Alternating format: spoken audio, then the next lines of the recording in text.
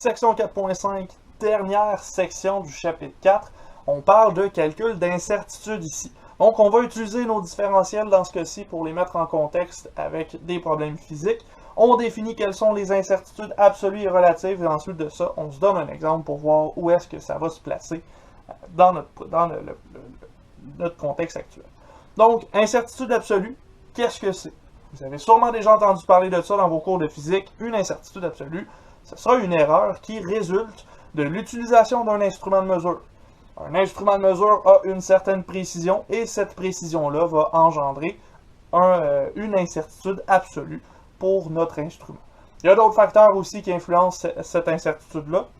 On peut notamment penser au fait que la personne qui a pris la mesure avec l'outil a peut-être eu des problèmes avec cet outil-là, a peut-être eu de la difficulté à prendre la mesure, mais ce qui nous intéresse, c'est seulement par rapport à cet instrument-là.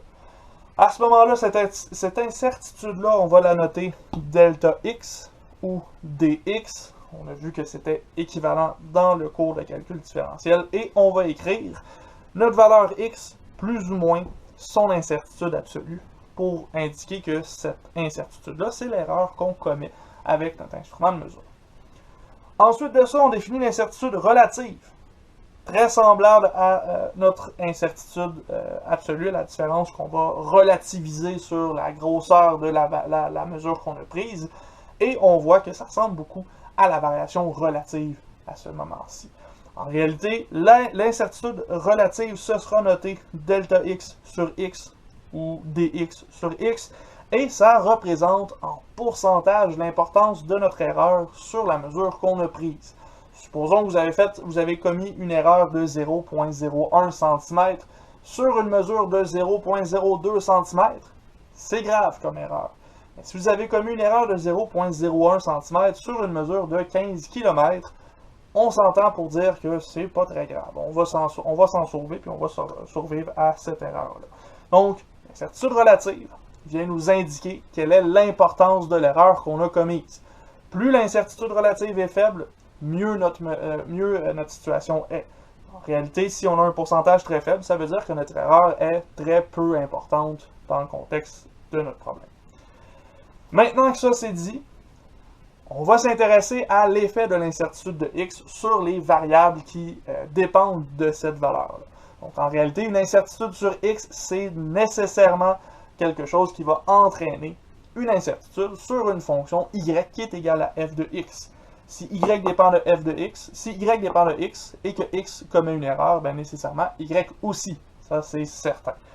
Pour faire ça, pour définir les incertitudes de y, on va se fier à nos différentiels et à nos variations absolues et relatives qu'on a déjà déterminées.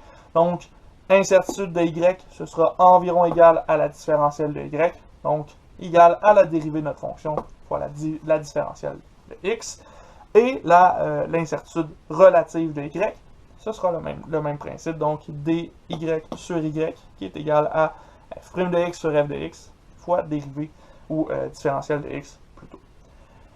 À ce stade-ci, on a tout ce qu'il faut pour faire l'exemple 4.15. Dans cet exemple-là, on nous donne un carré de côté 8.3 plus ou moins 0.1 cm et on cherche à trouver l'incertitude absolue et relative sur l'aire de ce carré-là. Donc, déjà ici, on sait que x a une certaine incertitude de 0.1 cm. Ça ici, ce sera delta x ou dx, selon la façon par laquelle vous voulez l'appeler. À partir de ça, on va essayer d'aller déterminer qu'est-ce qui a varié dans l'aire de notre carré. Donc, on va définir l'aire du carré comme étant x au carré. Et de ça, on peut déterminer la variation, ou la différentielle plutôt, de l'aire dans notre contexte comme étant la dérivée de a de x multipliée par la différentielle de x. Dérivée de l'aire, si l'aire est égale à x au carré, ce sera 2x qu'on multiplie par dx. À partir de ça ici, on a déjà ce qu'il nous faut pour déterminer l'incertitude absolue de l'aire de notre carré. Dans ce cas-ci, On a une mesure de x et on a une mesure de dx. Donc, l'incertitude de l'air, l'incertitude absolue de l'air, ce sera égal à 2 fois 8.3 fois 0,1. Et dans ce cas-ci, vous obtiendrez 1,66 environ. Et dans ce cas-ci, comme on parle de l'air, on parle de centimètres au carré. Ce qui veut dire que l'air va être égal à 8.3 au carré plus ou moins 1,66 cm². On fait ce calcul-là, vous devriez obtenir 68,89 plus ou moins 1,66 cm². Ça veut dire que si notre côté mesure 8.3 plus ou moins 0,1 cm, l'air de ce carré-là devrait se situer entre 67,23 cm et 70,55 cm. Donc, l'air qu'il y a là plus l'incertitude et l'air qu'il y a là moins l'incertitude qui est ici pour savoir exactement là, quelles sont les bornes de notre air dans ce contexte-ci. Maintenant que c'est fait, on veut savoir, ça, 1,66 cm², c'est-tu une grosse erreur sur l'air total qu'on a calculé? Bien, à ce moment-ci, on va aller chercher dA sur A, donc 1,66 divisé par 68,89, et on va calculer ça en pourcentage. Ici, ça vous donne environ 0,024, qui est égal à 2,4% d'erreur dans le contexte actuel. Donc, 1,66 cm², ça représente une erreur de 2,4%. Est-ce que c'est grave comme erreur? Plus ou moins. On peut s'en sortir avec 2,4%. Généralement, ça dépend de vos profs de physique, mais on s'entend pour 5%, c'est correct. 10% peut-être dans certains cas, mais au-dessus de 5 ou de 10%, là, on a une erreur qui est un petit peu trop importante. Dans ce cas-ci, cette erreur-là, elle est acceptable sans trop de problème. Maintenant, à votre tour d'essayer de pratiquer vos calculs d'incertitude. Question éclair 4.7. On vous donne dans le contexte un carré avec une mesure de côté de 8.3 plus ou moins 0.1 cm. Et on vous demande d'évaluer, ou d'estimer plutôt, l'incertitude absolue et relative du périmètre de ce carré-là. Donc on se souvient que le périmètre, c'est la mesure du contour, donc l'addition de tous nos quatre côtés. Essayez ça, on se revoit dans un instant avec la solution de ce problème-ci. Donc, notre carré, on a un côté de 8.3 plus ou moins 0.1 cm et on cherche à estimer l'incertitude absolue et relative de notre périmètre.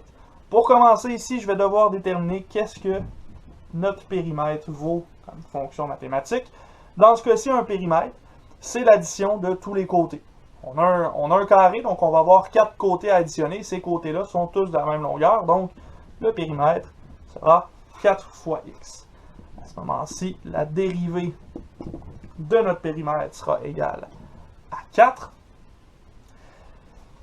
Et si on voulait estimer l'incertitude absolue de notre périmètre, dans ce cas-ci, on aurait besoin de P' de x fois dx. P' de x, c'est égal à 4, donc ce sera toujours 4 fois dx. Maintenant, dx, on sait ce que ça vaut, donc 4 fois 0,1, ça nous donne 0,4, ce qui veut dire que le périmètre est égal à 4 fois 8.3, plus ou moins 0,4. Donc ici, 4 fois 8.3, ça va nous donner 33.2, plus ou moins 0,4 cm pour le périmètre de ce carré-là. Et avec ce périmètre-là, on peut aller chercher la variation relative ou l'incertitude relative dp sur p. Dans ce cas-ci, dp sur p, ce sera 0,4 sur 33,2. Et ça, c'est égal à 0,012, donc environ 0,012, qui est égal à 1,2 Donc, l'incertitude relative du périmètre de notre carré est de 1,2% dans ce cas-ci. Une erreur très faible, là, quand on y pense, 1,2%, c'est pas tant que ça sur le contexte actuel. Donc, ceci étant dit, vous devriez être arrivé à ces réponses-là pour le périmètre, pour son incertitude absolue, son incertitude relative. Maintenant, il reste deux exemples dans cette section-là, 4.16, 4.17. Je vous suggère fortement d'aller regarder au moins 4.16 pour voir qu'est-ce qui peut se passer de particulier lorsqu'on essaie d'estimer une incertitude relative à partir d'une autre incertitude relative. 4.17, je ne le fais pas, ce qui veut dire qu'on est maintenant rendu aux exercices 4.5. C'est votre tour, c'est à votre tour de jouer. Essayez ça. Vous en avez plusieurs, les solutions sont encore sur le portail. Si vous avez des questions, n'hésitez pas à me contacter. Et ça nous amène à la fin du chapitre 4. Vous avez les exercices récapitulatifs de ce chapitre-là à faire pour vous pratiquer. Ce qui veut dire qu'on met fin à ce chapitre-là. Vous avez tout ce qu'il vous faut pour faire le travail du chapitre 4, travail 3 sur le chapitre 4. Et vous pouvez maintenant vous préparer à commencer le chapitre 5. Chapitre 5, on voit ça dans une prochaine vidéo. Donc, on se revoit à bientôt.